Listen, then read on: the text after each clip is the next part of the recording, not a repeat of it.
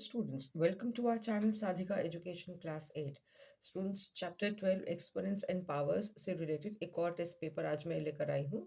ये test paper part 3 है। इससे पहले 2 मैंने वीडियोस और अपलोड करी हुई है इसी चैप्टर के ऊपर बेस्ड, तो आप उन वीडियोस को भी देख लेना, उसमें भी बहुत अच्छे टेस्ट पेपर्स हैं। तो ये जो टेस्ट पेपर है ये पूरी लेसन के ऊपर बेस्ड है, एक पर्टिकुलर एक्सरसाइज के ऊपर नहीं है। तो चलिए शुरू करते हैं क्वेश्चन पेपर को समझना। तो सबसे पहले जो क्वेश्चन है वो फिल इन द ब्लैंक्स है। इसमें आपको सबसे पहला जो पार्ट दिया है 7 raise to the power x is equal to 343। तो आपको x की वैल्यू कैलकुलेट करनी है। इसमें आपको ये पता होना चाहिए जो कॉन्सेप्ट टेस्ट हो रहा है कि स्क्वायर्स कैसे कैलकुलेट होते हैं, क्यूब्स कैसे होते हैं, और अगर किसी की पावर 4 हो तो वो पर्टिकुलर नंबर्स को हमें कैसे कैलकुलेट करना होता है। तो ये वाला क्वेश्चन यहाँ पर आपका इस कॉन्सेप्ट को चेक कर रहा है। इसमें आपको जो है 0 पावर अगर किसी की होती है तो आपको वो देखा जा रहा है कि वो आपको कैलकुलेट करना आता है या नहीं आता है। तो इन दोनों को पहले आप ब्रैकेट्स को सॉल्व करोगे, फिर जो आंसर आएगा उसको आप मल्टीप्लाई करोगे और आंसर यहाँ लिखोगे। यूजुअल फॉर्म आपको यहाँ लिखनी है। थर्ड पार्ट में ये आप कर सकते हो, कोई ज़्यादा मुश्किल नहीं है। फिर अगर 4 रेज टू द पावर -3 को एज पावर लिखना है जिसमें बेस 2 हो, तो क्या वो 2 रेज टू द पावर 6 होता है? ये आपसे क्वेश्चन पूछ रहा है एज ट्रू और false. The expression 4 raise to the power -3 as a power with the base 2 is 2 raise to the power 6। तो पहले आप इसको सॉल्व करो कि क्या वैल्यू होती है और फिर इसको भी सॉल्व करो। अगर दोनों की वैल्यू सेम होती है तो फिर वो ट्रू है, नहीं तो वो फॉल्स है। क्वेश्चन नंबर 2 जो है वो एमसीक्यू बेस्ड है। इसमें आपको मैंने जो फर्स्ट पार्ट दिया हुआ है वो ये पर्टिकुलर नंबर है और मैंने आपको 4 ऑप्शंस दिए हैं, आपने बताना है कि कौन सा ऑप्शन ठीक है। सेकंड पार्ट में आपको वैल्यू बतानी है। 3 -3 रेज टू द पावर 4 क्या होता है ये आपको बताना है। थर्ड पार्ट में आपको ये बताना है कि अगर इन दोनों नंबर्स को डिवाइड करा जाए तो क्या आंसर होगा। इन चारों ऑप्शंस में से कौन सा आंसर होगा, ठीक है। और क्वेश्चन नंबर फोर्थ पार्ट में भी इसमें इस तरीके से ये डिवीजन में है और आपको बताना है कि इनको डिवाइड करेंगे तो ये किसके इक्वल होगा, इन 4 ऑप्शंस में से किसके इक्वल होगा। तो यहाँ पर जो है पावर्स सेम है लेकिन बेसिस सेम नहीं है। तो ये वाला लॉ जो है आपका चेक हो रहा है।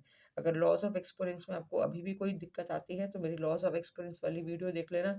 बहुत सारे एग्जाम्पल्स मैंने लेके आपको एक्सप्लेन करा हुआ है कि ऐसे क्वेश्चंस को कैसे सॉल्व करते हैं। लॉज ऑफ एक्सपोनेंट्स बहुत इंपॉर्टेंट कॉन्सेप्ट है, सिर्फ इसी क्लास में नहीं 9th-10th में भी आपको बहुत ज़्यादा यूजफुल रहेगा। तो इस कॉन्सेप्ट को पक्का ज़रूर कर लेना आप। ये था question number 2। So now let's come to question number 3।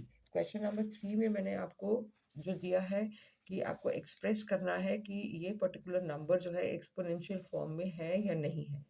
तो क्वेश्चन नंबर 3 एक्सपोनेंशियल फॉर्म जो बोल रहा है that means base and power में आपको इस नंबर को लेकर आना है। साइन का ध्यान रखेंगे यहाँ पर ज़रूर कि अगर नंबर में साइन है तो आपका जो एक्सपोनेंशियल माइनस का साइन है, तो जो एक्सपोनेंशियल फॉर्म में आप लिख रहे हो तो वहाँ भी माइनस का ध्यान आपको रखना पड़ेगा, वहाँ भी आपको माइनस लेना पड़ेगा। अब क्वेश्चन नंबर 4 में मैंने आपको इवेलुएट करने के लिए दिया है। लॉस ऑफ एक्सपोनेंट्स यहाँ भी चेक हो रहे हैं, तो ये इस टाइप का क्वेश्चन हो गया।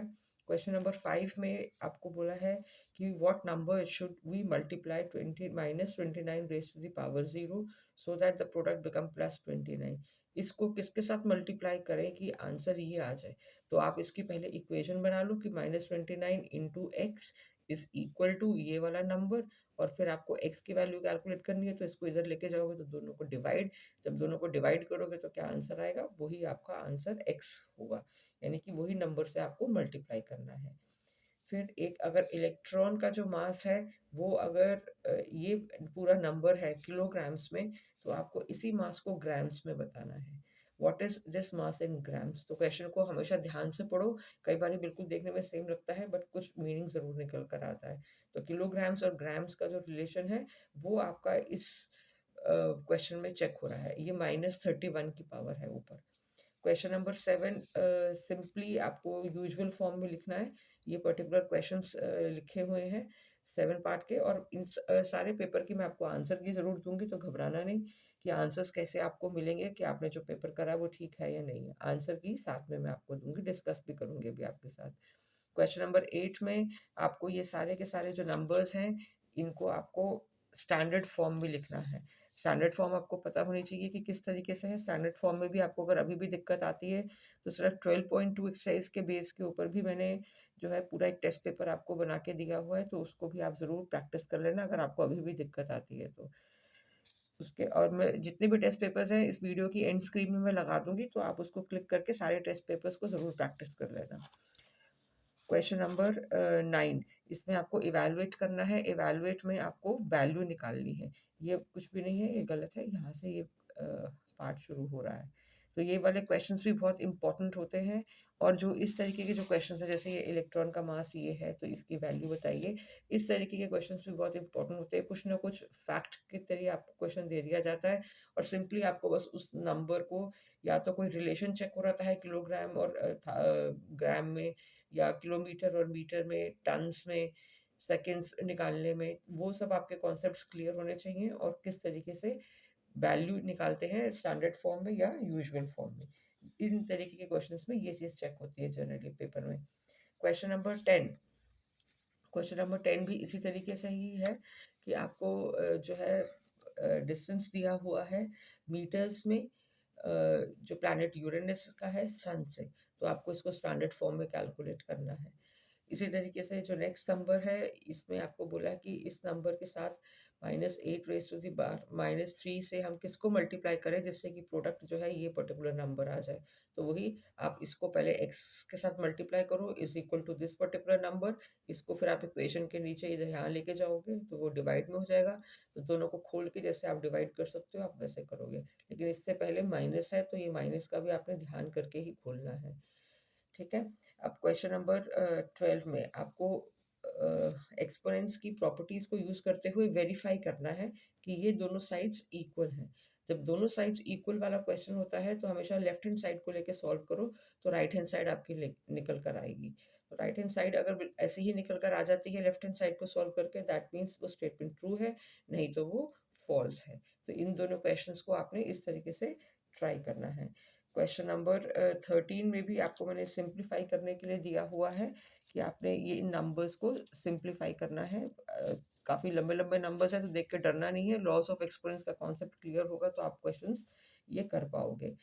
अ, सिर्फ इस चैप्टर का मैंने टेस्ट पेपर नहीं दिया हुआ, फैक्टराइजेशन का भी टेस्ट पेपर दिया हुआ है, एल्जेब्रिक एक्सप्रेशन एंड आइडेंटिटीज वाले लेसन का भी क्वेश्चन पेपर्स हैं। तो आप मेरी वो वाली वीडियोस भी जाके ज़रूर देख लेना, तो बहुत अच्छे टेस्ट पेपर्स हैं, आप उनको सॉल्व करोगे तो आपके ये वाले लेसन ज़रूर पक्के हो जाएंगे। और जो बाकी की भी जो मेरे चैनल पे वीडियोस हैं, हर लेसन का जो भी क्वेश्चन मैंने आपको एक्सप्लेन करा है उसके साथ एक्स्ट्रा क्वेश्चंस ज़रूर दिए हैं जो बहुत इंपॉर्टेंट है, एग्जाम्स में आने वाले क्वेश्चंस हैं, तो उनको भी आप प्रैक्टिस कर लेना। भी कंसेप्ट में आपको प्रॉब्लम है तो एक्स्ट्रा क्वेश्चंस आपको ज़रूर मिलेंगे मेरी वीडियोज़ में, तो आप उससे आपको हेल्प हो जाएगी अगर आपके किसी कॉन्सेप्ट में क्लैरिटी नहीं आ रही तो। क्वेश्चन नंबर 14 में आपको मैंने दिया है कि distance between the sun and the earth जो है वो ये है, और between earth and the moon ये है। तो अगर सोलर एक्लिप्स के दौरान जो है moon comes between earth and sun, so at that time what is the distance between the moon and the sun. इस क्वेश्चन को आपको डायग्राम बना के आप सॉल्व करोगे तो वो ज़्यादा क्लियर होगा कि जैसे suppose this is sun and this is earth, तो इन दोनों के बीच का डिस्टेंस आपको दिया हुआ है ये 1.496 into 10 raised to the power 8। अब फिर आपको ये बोला है कि distance between earth and moon, this is sun and this is earth, तो ये बीच में यहाँ पर मून है, ये मून है, तो मून का उसने बोला है कि जो मून का डिस्टेंस है वो इतना है अर्थ से, ये डिस्टेंस है 3.84। तो आपको ये बताना है कि अगर ये मून बीच में आ जाता है सोलर एक्लिप्स के दौरान, तो at that time distance between the moon and sun क्या होगा। ये मून और सन के बीच का आपको डिस्टेंस निकालना है, तो दोनों को माइनस करो, डिस्टेंस आ जाएगा। ठीक है, और फिर उसको आप स्टैंडर्ड फॉर्म में कैलकुलेट कर लो। ये क्वेश्चन आपका है क्वेश्चन नंबर 14। तो चलिए अब साथ में आंसर की भी डिस्कस कर लेते हैं। आंसर की में क्वेश्चन नंबर 1 में जो है फिल इन द ब्लैंक्स में 4 पार्ट्स थे, मैंने आपको चारों पार्ट्स के आंसर्स दे दिए हैं। आई होप आपने वीडियो को पॉज करके स्क्रीनशॉट ज़रूर ले ली होगी क्वेश्चन की, नहीं तो मैं आपको एक बार भी और दिखा दूंगी। क्वेश्चन नंबर 2 में आपके पास 5 पार्ट्स थे, मैंने 5 के 5 आंसर्स दे दिए। क्वेश्चन नंबर 3 एक्सपोनेंशियल फॉर्म वाला था। Question number 4 evaluate, question number 5 value निकालने के लिए थे, 6 भी ऐसे ही था। 7th में एक्सपोनेंशियल जो नंबर आपको दिया हुआ उसको यूजुअल फॉर्म में करना था। क्वेश्चन नंबर 8 में स्टैंडर्ड फॉर्म में। क्वेश्चन नंबर 9 में आपको इवैल्यूएट करना था। ये 29 लिखा हुआ है, इसके 3 पार्ट्स थे, ये कुछ भी नहीं है, और ये आपको 3 पार्ट्स के मैंने आंसर दे दिए। क्वेश्चन नंबर 10, 11 एंड 12, यहाँ पर आपको ये बताना था कि स्टेटमेंट ट्रू है या फॉल्स है, तो उसका भी मैंने आपको सोल्यूशन दे दिया। क्वेश्चन नंबर 13 सिंप्लीफाइड 3 पार्ट्स, सबके आंसर्स हैं, और क्वेश्चन नंबर 14 के भी मैंने आपको आंसर दे दिया। एक ही पार्ट था जो डिस्टेंस निकालना है आपने मून के साथ। तो जब भी इस तरीके का स्टेटमेंट वाला क्वेश्चन होता है तो डायग्राम बना के आप समझोगे तो आपको इजीली सॉल्व हो जाएगा, कोई दिक्कत नहीं आएगी। सिर्फ डायग्राम बना के समझो जो कि क्वेश्चन क्या आपसे पूछ रहा है, तो वो वैल्यू सिर्फ प्लस माइनस मल्टीप्लाई डिवाइड, यही 4 ऑपरेशंस होंगे, उन्हीं के ही थ्रू आपका क्वेश्चन सॉल्व होगा। तो आई होप आपने वीडियो को पॉज करके स्क्रीनशॉट ले ली होगी। क्वेश्चन पेपर को ज़रूर ट्राई करना। ये मैं आपको दिखा देती हूँ, ये लास्ट वाला पार्ट था, क्वेश्चन नंबर 14, और इससे पहले जो है आपका ये वाला है, क्वेश्चन नंबर 3 से लेके 9 तक, ये सारे पार्ट्स हैं। उसके बाद ये आपका फर्स्ट पार्ट है। आई होप वीडियो आपके लिए यूज़फुल रही होगी। चैनल पर नए आए हैं तो चैनल को ज़रूर सब्सक्राइब करिए, जिससे कि मेरी आने वाली सारी वीडियोस आपको ज़रूर मिले। आई होप आप क्वेश्चन पेपर ज़रूर प्रैक्टिस करेंगे। Thank you so much for watching.